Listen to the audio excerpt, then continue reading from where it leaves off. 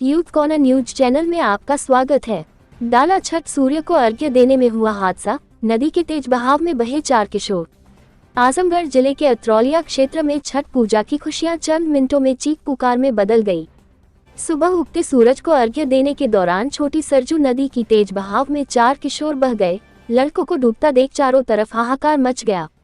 सूचना पर पहुंची पुलिस व गोताखोरों की मदद से किसी तरह कड़ी मशक्कत के बाद 3 किशोर को बाहर निकाला लिया गया, जबकि एक अभी भी लापता है, जिसकी तलाश में गोताखोर लगे हुए हैं। हादसे में कहीं न कहीं प्रशासनिक लापरवाही भी सामने आई है। बता दें कि अत्रौलिया थाना क्षेत्र के भरसनी गांव से गुजरने वाली छोटी सरजू नदी के किनारे हर वर्ष की भांति इस वर्ष भी छठ पूजा का आयोजन किया गया था।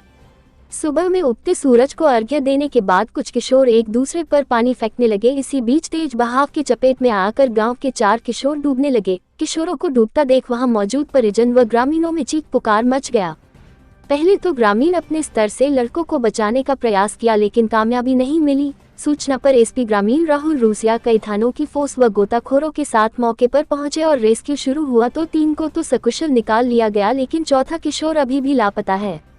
इस मामले में कहीं न कहीं प्रशासनिक लापरवाही भी सामने आई है। बता दें कि भरसनी गांव से गोरखपुर लिंक एक्सप्रेसवे का निर्माण कार्य चल रहा है, जिसके लिए छोटी सरयू नदी से मिट्टी की खुदाई की गई थी।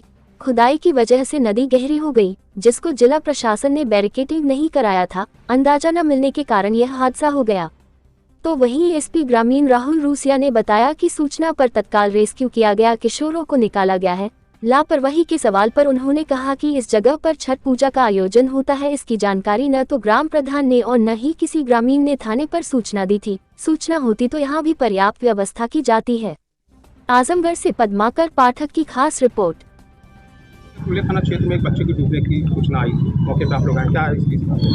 लगभग 6:30 बजे करीब के आसपास सुबह सूचना मिली कि यहाँ पर जो छोटी सरयू नदी बहती है, तो यहाँ पर पानी का बहाव काफ़ी तेज़ था। तो 3-4 बच्चे पानी का आपस में एक दूसरे से कर रहे थे, फेंक रहे थे।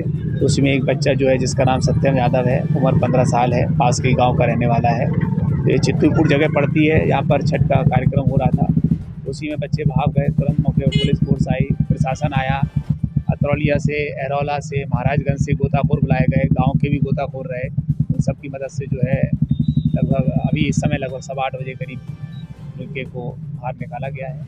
तो उसके परिवारजन से घर लेके गए। सर, जैसे छठ पूजा की ये सारी व्यवस्था होती है, पुलिस व्यवस्था होती है, ऐसा यहाँ क्या था कि यहाँ पे कहीं पाए कि कोई व्यवस्था नहीं थी, इस तरह की घटना घट गई? यहाँ पर जो लोग हैं, उन्होंने थाने पर पहले कई सालों से यहाँ पे मनाया जा रहा है, उन्होंने थाने पर आकर कभी सूचना नहीं दी। यहाँ पर छठ पूजा का आयोजन होता है। यहाँ के जो संबंधित ग्राम प्रधान हैं, उन्होंने भी जानकारी नहीं दी।